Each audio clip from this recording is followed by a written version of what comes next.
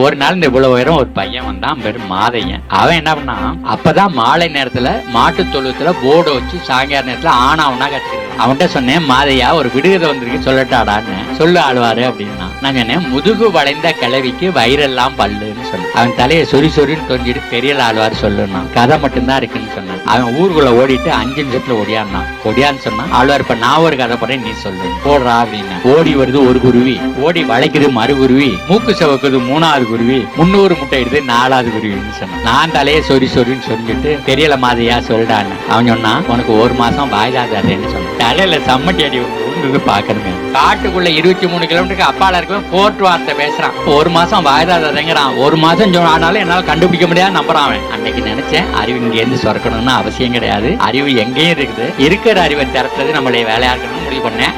shave பண்ண